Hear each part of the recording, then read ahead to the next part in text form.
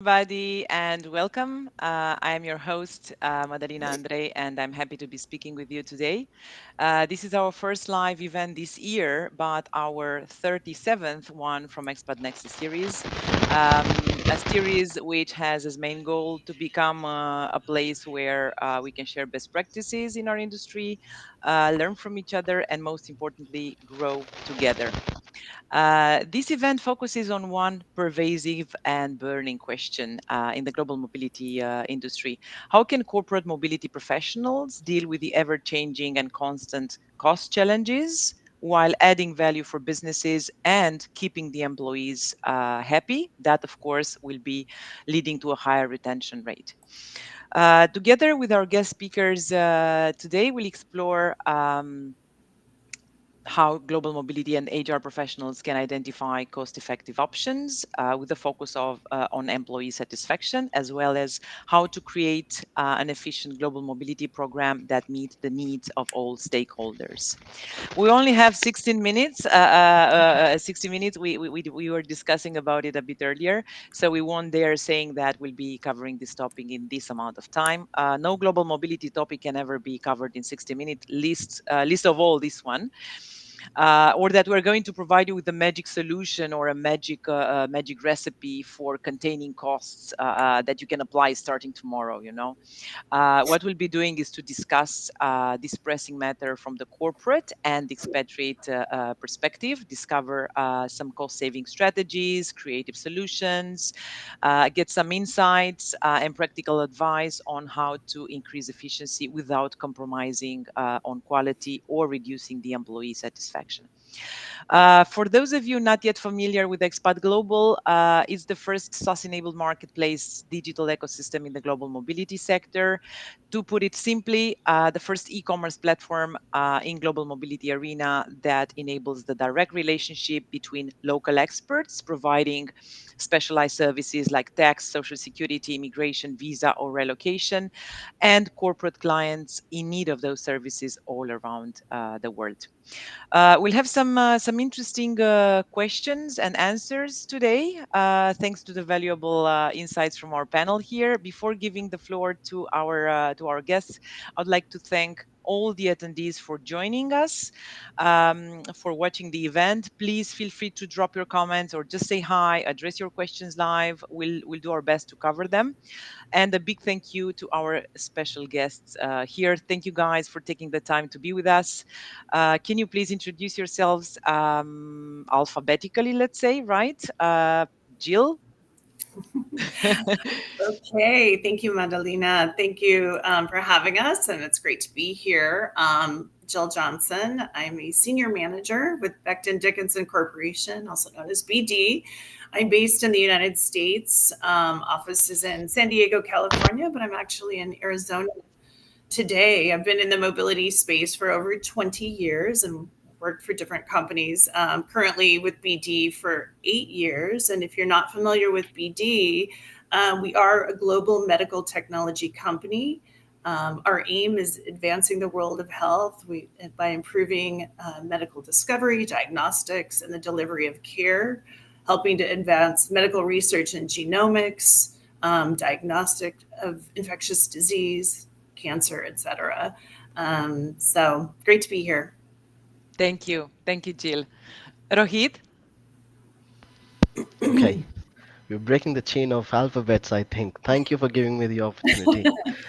Yeah, so It's my name is. Johnson, Sharma, Teodorescu, and Tonison. Like in school.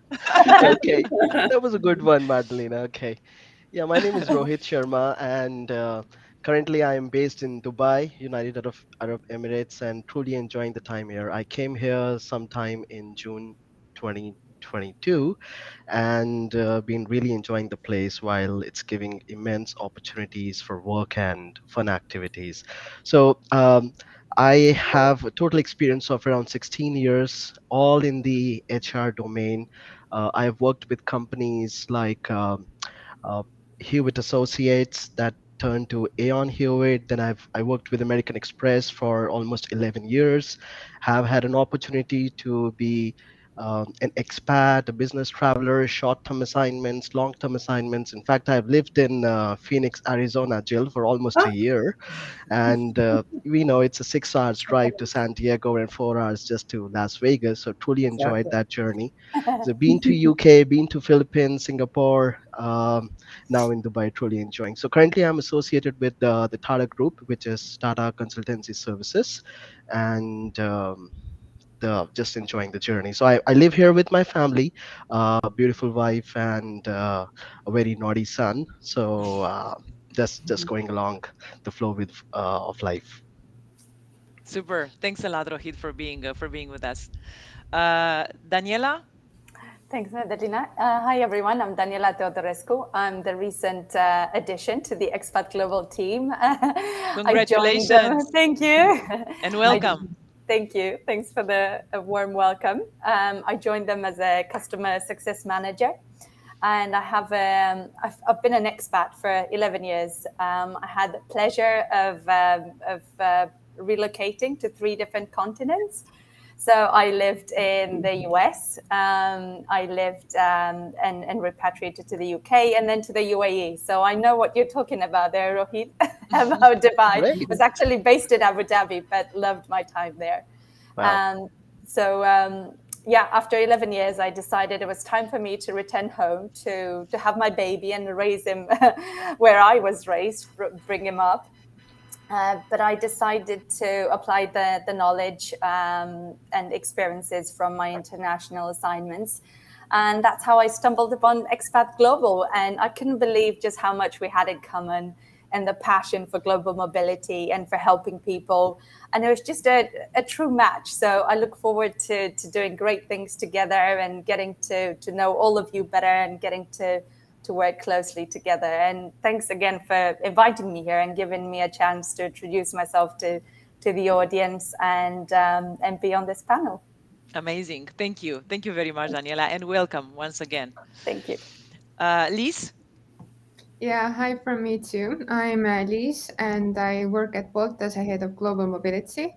So I've been in the field for around 5 years. I've had the experience to work in-house in public sector, then in private, in agencies. So now I'm mixing those experiences together in Bolt, where we have a quite big in-house team and we try to do as much as possible in-house. So we have a bit like different approach here. approach. But I would say as I joined in 2020, then we've seen the COVID, the war. So it has definitely been really interesting and different. So it doesn't feel like 2 years, but more like at least 10.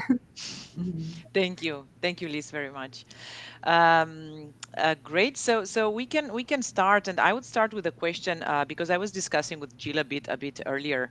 And Jill, you can please feel free to answer.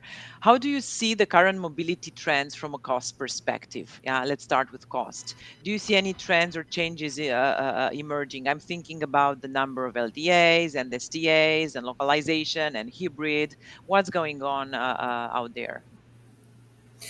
Yeah, so I mean, I think we continue to see downward pressure on global mobility programs. I mean, we're headed into a recession. We're talking about the Wall Street Journal giving the list of companies that are laying off workers. So we are a U.S. based company, and we're definitely feeling that.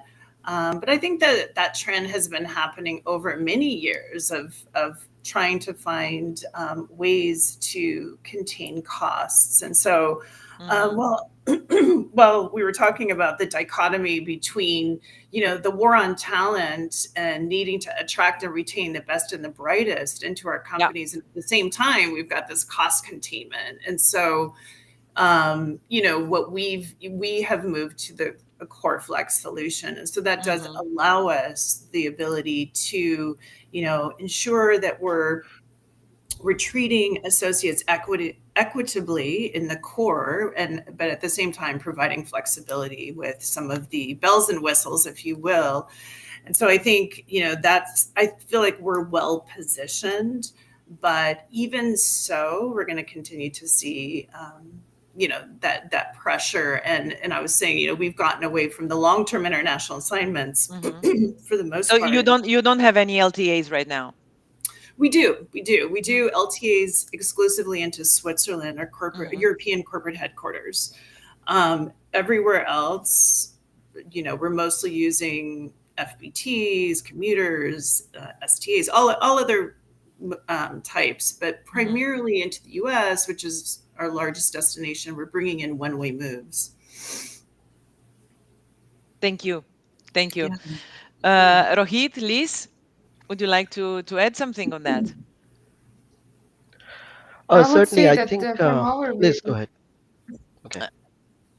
so from our view, I would say definitely some things have changed because we've still continued with our logic that we have those like main hubs and we relocate people there. But because of all the layoffs and so on, of course, we're trying to find the people who have already relocated to those countries to offer them a job because they've already made those kind of big changes there. So that has definitely also it has given us the like second layer that we're not only relocating but doing a lot already in that country Hmm. because some people relocated maybe only 3 months ago and then they got laid off, so all the documents are still like in the middle of preparation. They don't know what exactly is happening and so on, and if we pick the employee up from that point, then of course the support should be also different. Thank you. Thank you, Liz. Rohit, you wanted to add something? Yeah, I think pretty much well covered by Jill and Liz, and I would say that by approaching mobility as less as of a transactional function and more of a dynamic strategy, and leaders can really Hmm. unlock ways to cultivate companies culture and achieve sustainable business goals. Now the thing is, this is the time is coming more challenging as we see layoffs coming in, and bigger companies are announcing every other day, be it's Microsoft, Amazon, everybody. But it's important that we maintain that level of cost optimization and work, have some beforehand readiness in terms of, so that these things can be prevented as much as we can. So if we talk about certain cost elements on the mobility and how there should be a correlation between the business leader and mobility departments, I think what needs to be done is the assessment has to be very, very detailed. We should be Rohit, able to match the. Rohit, I think you have some issues with your headphones. We couldn't hear you properly. Was it Okay. just me, ladies? No. It came across my end as well. Uh, Okay, But then anyway, it's Rohit, you perhaps it's mentioned me. something. You mentioned something interesting. You mentioned the phrase cost optimization, and I'd like to say hello to Mina, who mentions that global mobility is not in silo away from businesses. I would say cost optimization rather than cost cutting or containment or whatever. Yeah, sure. You're right.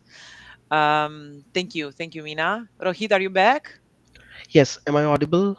Yes, Any you're better? audible. Yeah. Okay.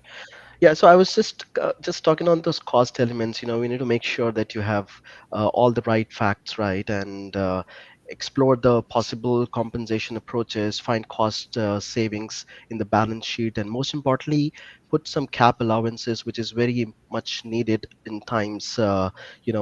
When sometimes you don't realize you end up going ahead of what you have already projected for your expatriates, for your long-term, short-term assigning. So it's Mhm. important that you balance that cost of living, whether it's hardship or it's foreign service premium, education, stuff like that. And it's important that we implement those metrics and key performance indicators ahead of time in the management, and keep that KPIs well monitored, and see that how we balance that. And there's certain other things like there should be something like clawback clauses in the policies related to cost. Sometimes expatriate come in, they don't find it much beneficial, they go back, but the company has already invested, so there must be that policy amendments in place so that we are able to make those clawbacks, because the company has already spent in so much, although it's not very easy in certain jurisdictions that you can't really make an overpayment recovery, or sometimes you've already invested, but it's not easy to make that clawback. But yes, it's important that uh, we reinforce that, we put it in the policy, and when we are explaining the policy benefits for employees related to cost who is going to undertake that assignment, so we tell them this comes, although there is no such bond, we are not asking you that if you leave we will charge you, but there is a cost associated, and we expect some level of maturity, some level of uh, sensibility from your end. So that's pretty much if we say or talk on those ground lines. Thank you. You mentioned, Madeline, yes, yes, please, Daniela. sorry, I wanted to add something. Whilst I appreciate, and having been part of a business and a recruiter at some point myself, I do recognize the need for managing costs, like you say. But also from the expat point of view, what I noticed is that most times an expat would appreciate some things that are not related to money. So it's not just about the bigger the package, the bigger the benefit package you get, the happiest you'll be. Sometimes you'll appreciate more the flexibility, some of the support system that doesn't really cost you anything. So I think it's really important to not lose sight of that. And I truly hope that companies can focus on those elements that are valued by expats that aren't necessarily generating additional costs. Thank you. Thank you, Daniela, very much. I actually had a question in mind for you a bit later on, but now you invited me to ask you to an international relocation process is actually a life-changing process, right, for employees, and is made easier, obviously, with various support actions and supportive vectors around you. The first support offered actually comes from the employer that facilitates their relocation. Yeah. So this leads me to the question: what kind of corporate support would an employee need? Of course, it varies from employee to employee, but let's speak hypothetically here, to have a successful relocation, right? And a good relocation experience in the end. What Yeah, what support are you talking about? You said, okay, money thank you. doesn't matter, or it matters, but not that much. Yes, What yes. would be that kind of support that you would need? Well, I can speak from my experience and the experience of the friends that have relocated at the same time as me. So, for me, the biggest one, I think, would be just transparency, and transparency even when it comes to costs. So, companies do projected costs of living to calculate a benefits package. And they look at the cost of living in the host country to understand whether a pay supplement is needed or not. However, in my instances, in my case, I didn't see the result of that. No one had shared with me, well, look, by the way, these are the expenses that you should expect in your host country. I think it would have really helped me. What happens with most expats, and what me and most of my friends did, that you go around the internet, you start searching, you put up a million one spreadsheets. Everyone comes up with their own figures and their own perceptions on cost. And I'll be honest with you, I almost turned down a job to relocate to the UAE because of this fuss around not actually knowing what the true costs were. Some people were telling me, oh, well, you're not going to be able to live off this salary, of this benefits package. Well, it turns out that was not the case. When I went and did my go look see trip, and I actually got round to collating the true information, I realized that not only I was able to live off that money, but also save money. So it's important, I think, if you have that information as a company, share it. You're basing your decision on it. Why not share it? What harm would it do to share it with the expat?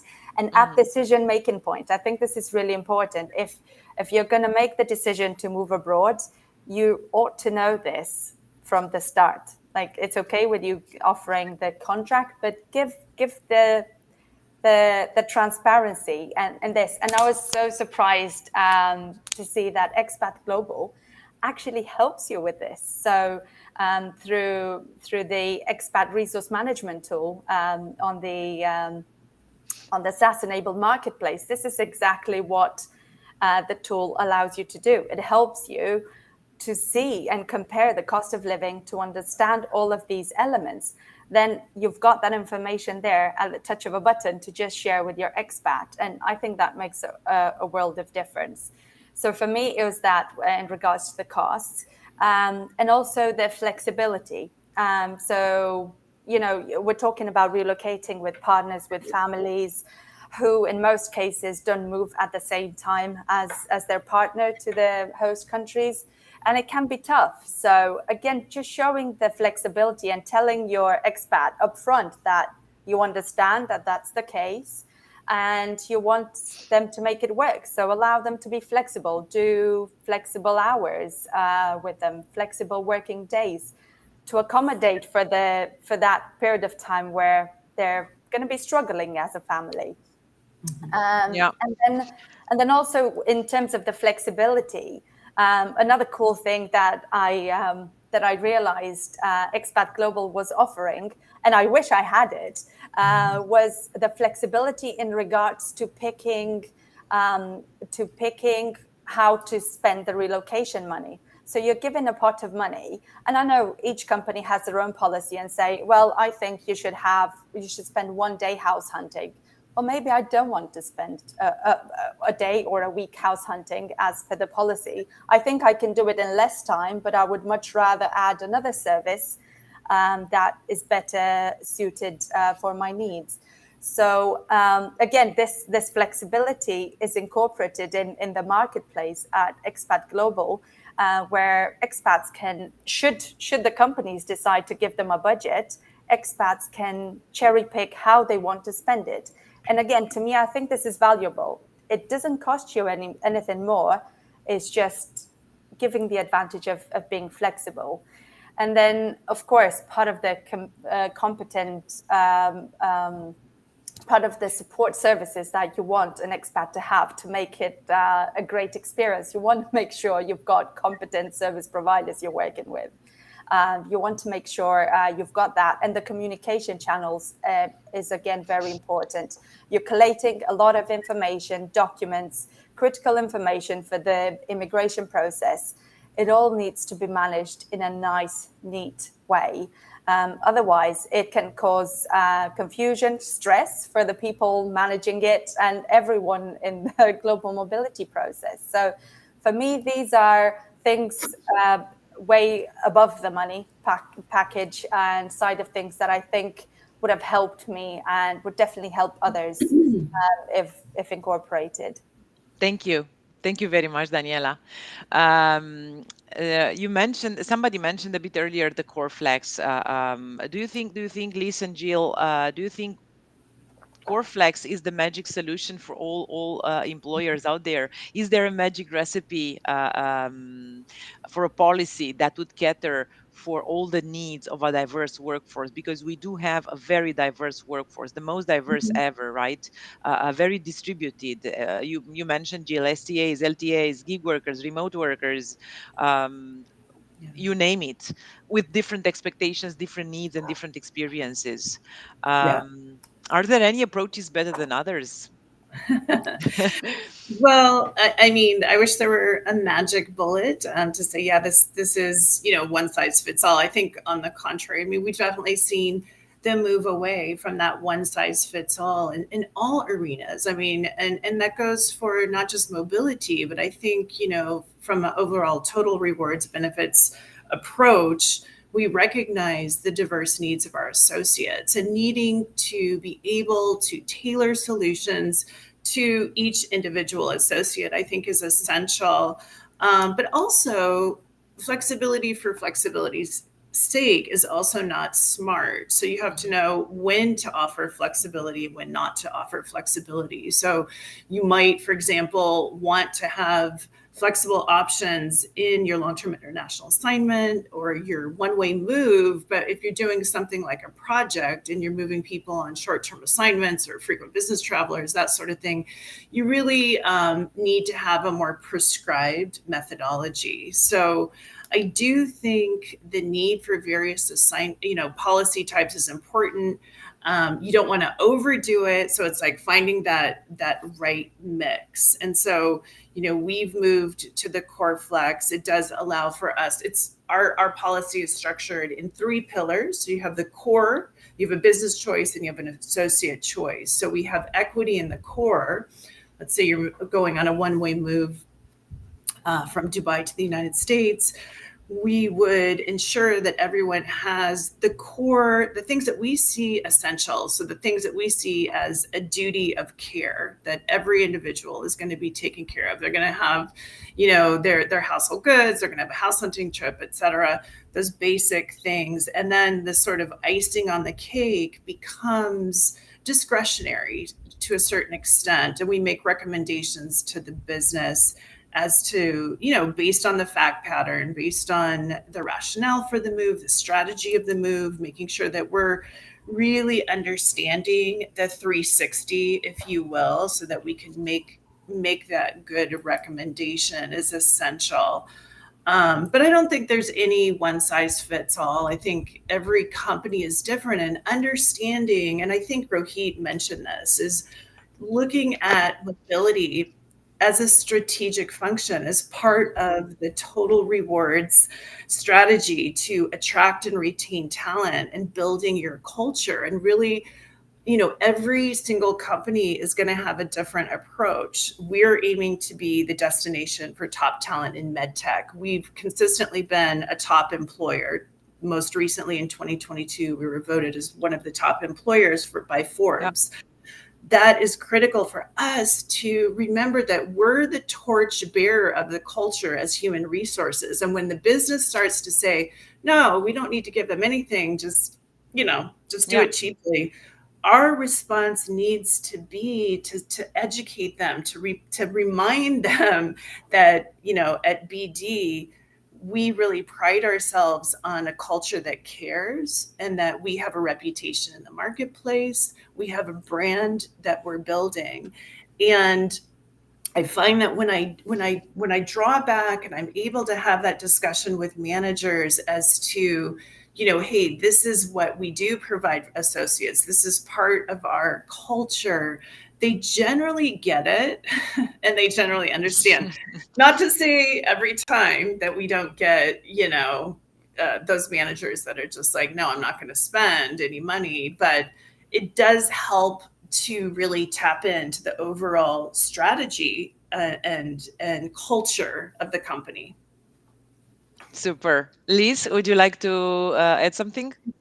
Yeah, so from our view, I would say strategies and all these kind of documents are really good to like track and fix the costs. But I would say that there are so many things that have a like really small cost or no cost at all, which can be add on top of that, which are really, really important because we're not only talking about like relocating person from country A to country B, but also relocation is a really big part of the pre-boarding, onboarding, and once those two steps are done, then they need to stay in the company and also be happy there. So I would say that we also have like fixed, I would say, strategies based on some things, but we try to be as flexible with the things that don't always even mean that there's a cost behind that. So those people would feel a part of a community and would feel that they have been heard of. If they have Mhm. pets, children, whatever is needed, sometimes they're moving with a partner who is like really ill and need the support. So these kind of things always need to be really thought through. And maybe we haven't even like tackled these issues before, but we're there to find the solutions. And Solutions. in the end, if it's that what really matters. Yeah. I'm continuing the same note, and I would like to speak at the general level, right? It is not related to your current companies. What would be the main changes that you're seeing that companies made during the last couple of years regarding policies, regarding global mobility policies? I'm thinking before 2020 versus after the pandemic, in terms of benefits or relocation packages offered, right? What was traditional and classic and popular before, and what changed? generally speaking, throughout the whole market? Yeah, so I mean, I think the move away from traditional long-term international assignments and the utilization of one-way moves for, sort of permanent moves. So generally, I think most companies went to the thought that you can move someone much more economically on an international one-way move, as long as it's, you're taking them off of obviously their home pay and ben and putting them onto host, so that we're saying, okay, well, if it's 3 years or longer, we can consider that as a one-way move. Mm-hmm. So we see, even though we may have an associate that is coming, let's say, to the US for 3 years, and we know the intent is to move them again, we would still put them on an international one-way move. And the benefit, we always said, oh, well, we don't want to disrupt their wealth accumulation. We don't want to take them off their home benefits. There's all sorts of, challenges with that. But I think what we found is that when you do the cost benefit analysis, the opportunity and the benefit to come to whatever country it might be is outweighing maybe some of that. And there's also, of course, ways to, when it is needing to be addressed, there are ways to address that as well. So I would say that would be one of the number one. And then also it used to be, it was sort of like, okay, here's here's the policy, you get everything. And, that was it. It's like that, those days are gone. Definitely, pared down packages, moving away from one size fits all, recognizing the diverse needs of our associates and the need to make trade-offs. I think this has led to a much more agile approach, the ability to move people at all different levels of the organization. And then we also saw a big increase in personal moves and Mm-hmm. accommodating people. It's like, hey, my spouse partner's moving to Italy. Can I go work from there? Just being able to accommodate Mm-hmm. people in those ways. Initiated by the employees themselves. Mm-hmm. Mhm. Yep. Super. Thank you. Sorry, Thank you, Jill. sorry, Madalina. I Please. also want to add something. I think I remember back from my assignments, the comparison between what used to be the standard remuneration package or standard benefits package and what it's currently being offered.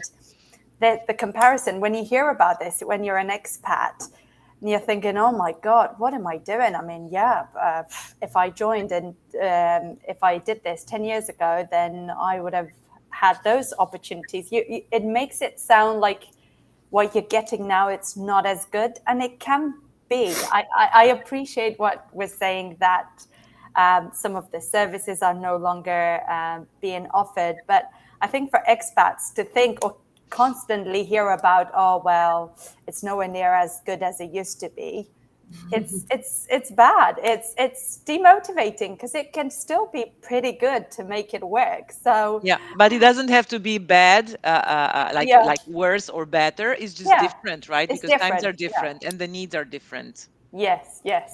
But I think, if we compare it and say, well, it's much worse than Yeah. what it used to be, then it makes you lose some of that motivation, I guess. But yeah, I appreciate that times are changing and things are changing, and I think it's just the nature of the world. It's not just in our industry; it's everywhere, isn't it? Yeah, thank you. I was thinking about those employees, and I'm really curious if you nowadays, if you need to incentivize people to take up international relocations or not, right? But if you do, um, what should you consider as a global mobility professional when devising an incentivizing scheme that is cost conscious? Perhaps you have employees that you, well, are really talented, you really want them somewhere, but for whatever reason, personal or not, they're not very happy about it, right? What do you do in those cases? Are there still cases like that, or everybody's super eager to go away? Yeah, there's cases like that for Yeah. sure. Yeah, I mean, I can say it's not super common that we, at least in my company, that we run into that. Generally, people are pretty motivated, but there's always key talent that you need to move, and that uh, you know they're very savvy, and Mhm. they've crunched the numbers, and they know the policy. They've pulled it off of your intranet site, and they've talked to everybody, and they're going to negotiate. And so the Dubai US example is a good one, where you have someone coming from a jurisdiction where there's no income tax, and they're coming to the United States, where they're going to be probably pretty heavily taxed, and they're making a high salary, and then they're making maybe what appears to be a lower salary or a different salary. And so we might get some negotiation, and so we would definitely look at to do a full analysis to see what the net take home pay is vis-a-vis the home location, and perhaps offer them a step down, a 2-year step down. It could be a cost of living allowance. It might be an education allowance if they have an associate. Excuse me, if they have children, or Mhm. it might be a housing allowance, something to that effect, so that we would provide a soft landing into the new structure, kind of wean them off of the old. Obviously, they're coming in at a very competitive position. Presumably they're key talent. They're going to be making, in reality, if you think about it, they're immediately being localized. They don't technically need that, but Mhm. for key talent, and look at they're doing the comparison. We would need to kind of wean them off of that and offer them a step down. So it would probably be a 2-year step down, maybe 100%, 50% year 1 and 2 respectively. Give them a cola, and then expect them, after year 2, expect them to be fully acclimated to the new structure. Yeah, we have several comments. We have the last one from Marie. Thank you, Marie, for watching us. Thanks for sharing that the world has changed, and as such, policies are due to change too. Not every organization is ready for tackling the shift. Not yet, I guess. Yeah. Lise, would you like to add anything regarding the incentives? Yeah, I would say that as we relocate mostly to our HQ, which is in Estonia, Yeah. then I would say it has always been a bit difficult to attract people to move to such a small country, but especially now. And I would say overall, people after those Sorry, quarantine. why do you why do you say especially now? What do you mean by that? I would say that currently, as Europe is lacking talent, then all those big countries want those same people as Yeah, we do. yeah, yeah. And sometimes Tallinn versus Berlin, it I see. depends on your taste, I would say. And I would say that in our case, it has helped a lot that we have an in-house team who is really hands-on, because people who maybe have gone through the relocation before in some other company are worried that, okay, I will come, then the agency does some of the steps, and then I'm left there. But as we're a really big part from the beginning, already from the recruitment phase, then they know that no matter what is the phase, is the relocation process done or not, we are always there to help them with all the questions they have. Mhm. So they know that even if they're like working with us for 2 years and they have some questions, they always have this person to go to. And this is such a big value, because when I worked in agency as well, I saw that people felt a bit lost once the process was over, because not all the companies have a person who will pick it up in house. So that's how we try to like be really there and let them know that we're there to help them, and especially with families and so on, to help them find the schooling, go and search for apartments and so on. So they would really, I would say, they can concentrate on onboarding and they don't have to think about all the other things around that. So that has been the thing that we want to offer more, and we have been doing it, and the results have been good. Super. We have another comment. I don't see exactly from who. I think it's Paris Luna Battaglia. Hello, thank you for watching us. Today we have a different population of expatriates, correct? Different compensation programs, philosophies, therefore different experiences compared with 10 years ago. But the expectatives remain the same from an employee standpoint. Well, I guess so. Generally speaking, they would like to be valued and cared for, right, and listened to. If we can move on talking about compensation and benefits packages, right? Is there anything, again, talking generally, right? Speaking generally, not related to your companies. Um, is there anything that can be removed from a comp and ban package that can generate a high cost saving result for the company? Hopefully with a very little impact on employee engagement, right? What would that be if you had any success stories to share? Well, we do, but it's a bit different. In our case, it was agencies. Okay. Yeah, because I would say it depends on a company and it doesn't fit for everyone, because it worked for us because we have a really big part of the relocations to one country. And in Hmm. this case, it makes sense to build an in-house team, which definitely is cost saving, because we all know what one case usually costs, and the calculation isn't really hard there. But the other way, definitely, as if we have numbers of relocations in one country which are like higher than, I don't know, for example, 30 to 50 per year, it's really important to find good partners with all the like travel things, accommodation, so on. If you're a good client with many relocations coming up, usually it's possible to get special pricings and so on. So I would say definitely it's worth of going through all the like partners you have, and you will find the things where you can cut the cost, and you don't even have to limit the services or the Hmm. quality, but it Hmm. depends. Just I would say in that case, usually it's good if a company has those, I would say, main locations for relocating, because if you're relocating to all different places, then it's hard to have those deals. But if you have those like main offices and hubs, then it's easier to have these kind of deals, which will help in a long term a lot. Yeah, correct, correct. Rohit, you're back. We are so happy to see you back. I'm Really, really I sorry really, you had some issues.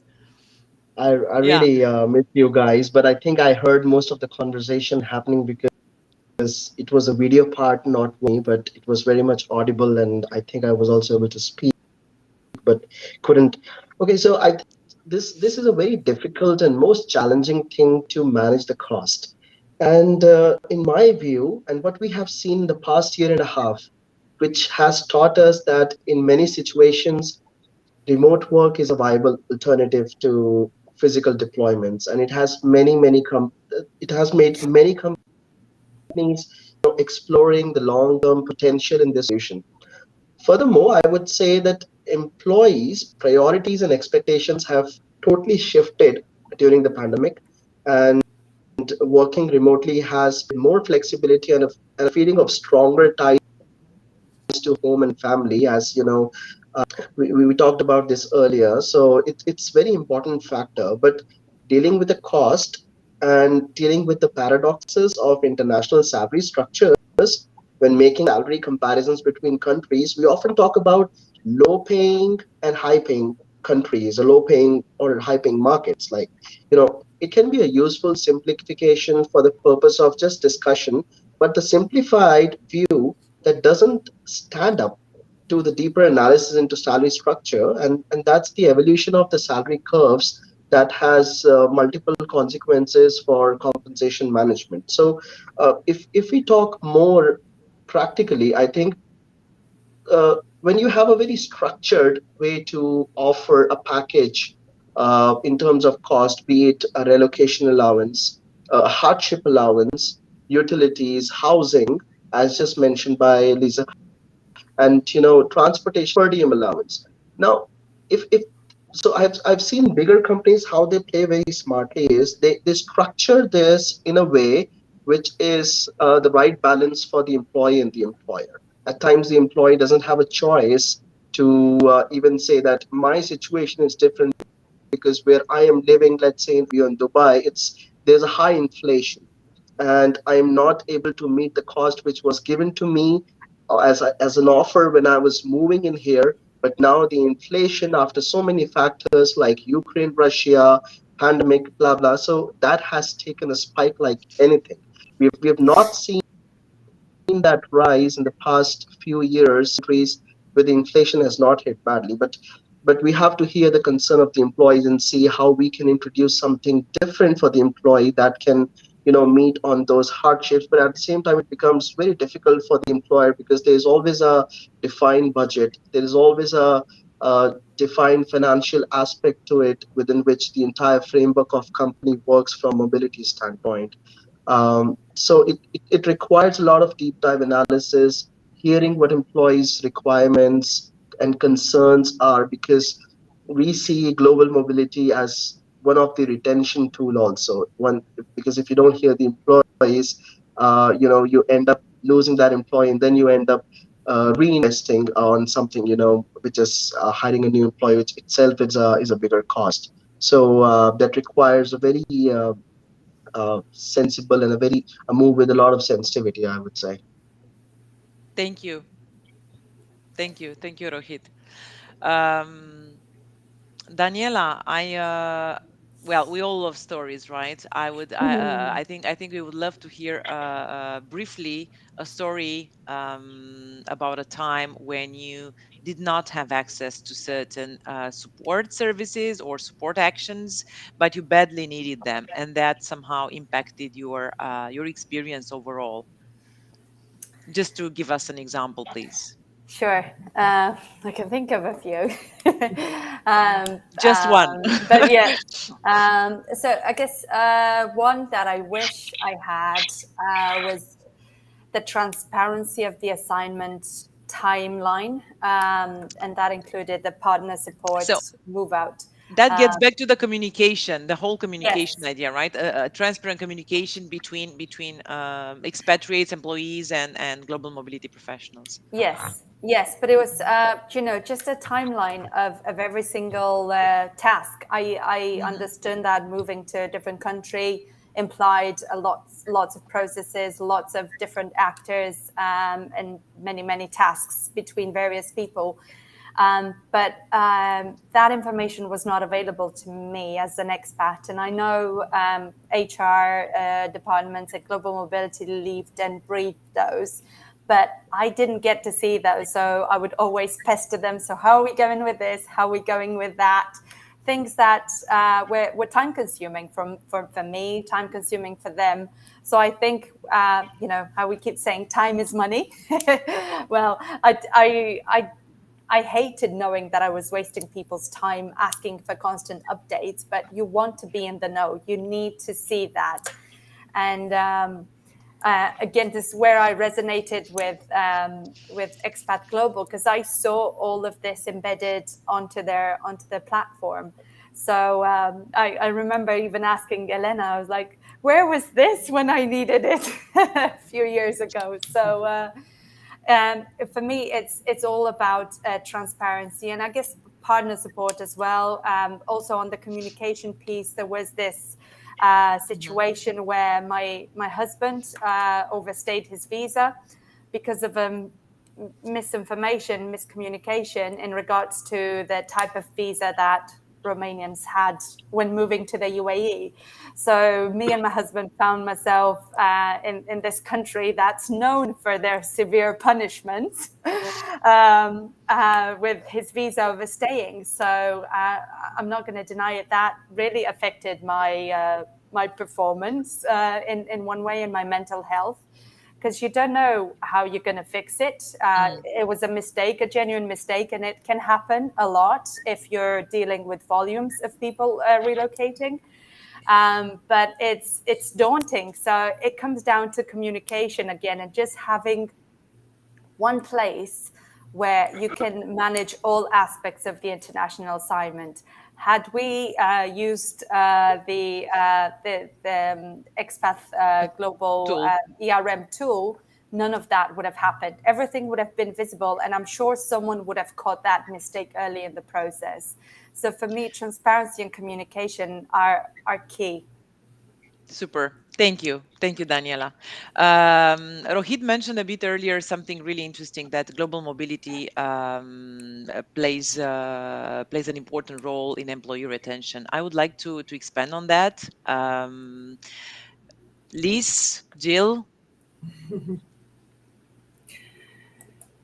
Yeah, I mean, I think we touched on it, and I think it does go back to seeing mobility as a strategic function, Hmm. as an integral part of your total reward strategy, and your duty of care, and what is your culture about. And and I just know at my company, it's over 100 years old, which is old for the United States, maybe not in Europe, but it's been around for a long time. And so we have this kind of old world culture of caring for our associates, and doing the right thing is really paramount, and ensuring that everyone feels cared for, that we can create an environment and a culture where you can win and you can grow. And so, just keeping that in mind and seeing yourself in that light, I think really helps. And then having the right structures in place to support what you're doing is critical. Great partners, having the support in place, and then also, we talked about communication and staying closely aligned to the business, but also to your HR business partners, your talent acquisition partners. One of the things that I did was I created something called the Development Council, because I manage all of the development moves, and we have about 10 different groups that come into the organization. We're attracting, engineers and, procurement specialists, et cetera. So these are our high potential talent coming into the organization. So what I did is I formed a council with all of the HR business partners and all of the business leaders, and we come together quarterly and we talk about That's great. compensation. Yeah. We talk about mobility. We talk about, we get their feedback, we get their input. I mean, they are an integral part of everything that I do, and I let them have, their say, and I design the program around that. And obviously within the framework of our policies, we have flexibility, but that's been just so successful. And if you can get that alignment, engagement with the business, you can't lose. Thank you, Jill. Thank you very much. Liz, Rohit, anything to add on GM role in retaining talented people? Yeah, I would say the role is really important, and you don't even have to like figure it out on your own, because I hope that every company has some kind of employee survey where they're collecting the data. You just need to add some questions to the relocators to get to understand what is missing and Hmm. how satisfied they are, and that's always a good input.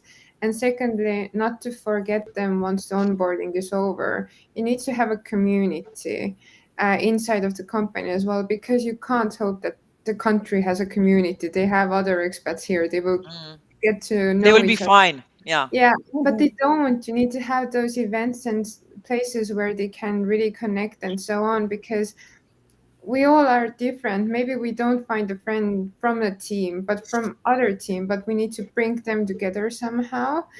And that's why all this kind of like community events and so on are really important. And those events can be also really informative. You can educate them on the life in their new home country and so on. So it's really important to be there for them and keep things going once they've been onboarded.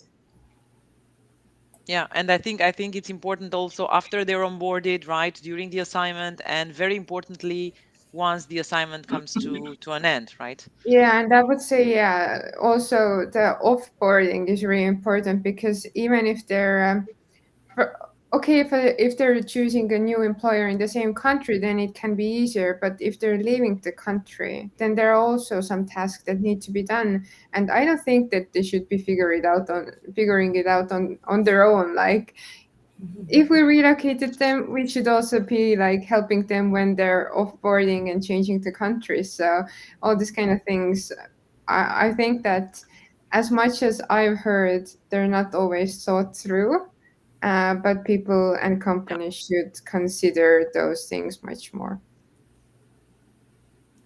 I super. agree. What would be thinking about SNE experience? What would be, in your opinion, the biggest concern about that? Right, your own personal concern. I remember reading a couple of weeks ago a Mercer poll mentioning that the new world of work is on the first place, followed by demotivated assignees that return home. Exactly what we were talking about, Liz, and DE and Y.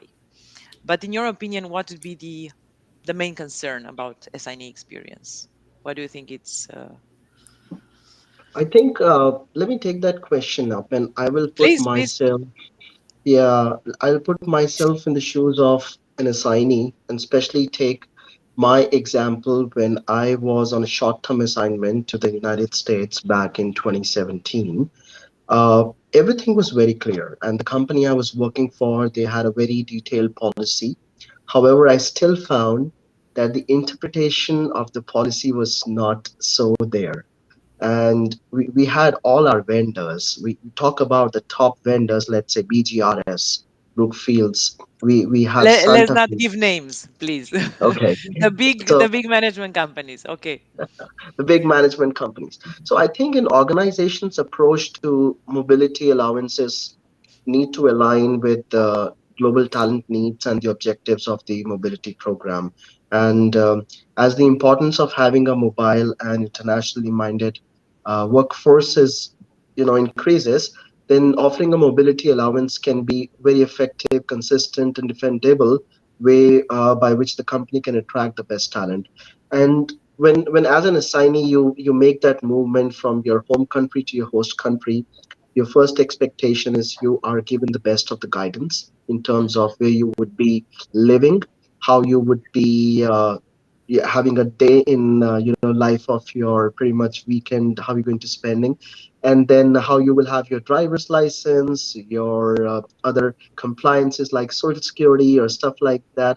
So that level of thing was absolutely there. That level of assistance from any relocation provider. Matter of fact, from the tax provider also, when I was in a situation that I was required to file taxes with the host country and with the home country and dealing with those double tax treaties, making sure that I am not paying double taxes. It was there, but But the level going back, yes, that's the but. Going back to what we discussed about the level of transparency, because when things change from the jurisdiction or from the level of government, let's say Trump administration, many things are happening behind the scenes. I, being just an assignee, would not have that level of visibility to understand where I'm going to land, how things will shape up for me after the 6 months or 1 year of my assignment, where I'm going to land while I have my, say, work visa for 7 years or 5 years. It's going to continue or not? Or is it totally dependent on my project? If my project is ending and I don't have any more role to serve there in that host country, I'm going back and like we mentioned about the things that we start overthinking, the it starts affecting our mental health while we're already balancing things from the standpoint that we talk to our families, managing things. India, United States is totally different time zone. We manage those morning and days with our family. Start day and you, hey, we're doing well, I'm going to office. Okay, they're saying I'm going to bed. And then you come out of that thing and then you start spending. So it's important that there must be forums like this kind of opportunity which expat is giving, a complete level of transparency, inside details. This is something, a good learning from no matter what size of the organization or that company is. It's important that there are certain forums, there are certain connects that should happen where the employees should go and talk and get updates from each other, not just doing the networking sessions about the work going on, positions getting open, how things are going to work, because it's so widely, I would say, is there that you sometimes you don't get the updates that soon. So those kind of assignment types, if we talk about the reasons behind them and assignees demographics that continue to evolve, the application of mobility allowances and this overall mobility dynamics, it changes very fast. So Thank yeah, you. that would be pretty much my thoughts. Thank you, Rohit. We're going to prepare to wrap up the session. Yeah, it's over. 1 hour has gone by, right? I would like to have one last question from you, briefly, right? What would be your prediction for next year, let's say, in terms of balancing these two focuses? Jill was mentioning them at the beginning of the session. So on the one hand, the focus on assignee experience and employee retention and well-being, and on the other hand, containing costs. Just like a wrap up. Jill, would you start? Um, sure. Okay, so I think there's going to be continued cost pressure on mobility programs. And at the same time, I think we'll see an increase in volume and we'll be challenged by the business to provide a better experience at lower costs. And there's going to be trade offs. So just keeping laser focused on the overarching goals of the organization and what the business need is, and looking at the fact pattern and ensuring that we're taking that 360 view so that we can best meet the needs of our individual businesses is what I think will be top of mind for me. Thank you. I'm Liz? sorry. Sorry, please, Daniela. I was going to say, I believe that with the right support and the right tools, companies will make that balance. They'll find a solution as long as they're equipped with the right tools and right partners. Thank I've you. got confidence in that. Thank you. Liz? Yeah, I agree with Daniela because I believe all the companies are in such a different phases and experiencing different like steps of the process. So definitely there will be companies who are going through the strategies to make really like thought through processes, because some companies relocate people who maybe shouldn't be relocated and are not just suitable for the company. So, and I believe that. No, like the last years have taught us that no matter what happens, if we want to make it work, we make it work. So we continue with the mentality. Thank you, Liz. Rohit? I think pretty much we have covered. Jill has covered, Daniela and Liz also.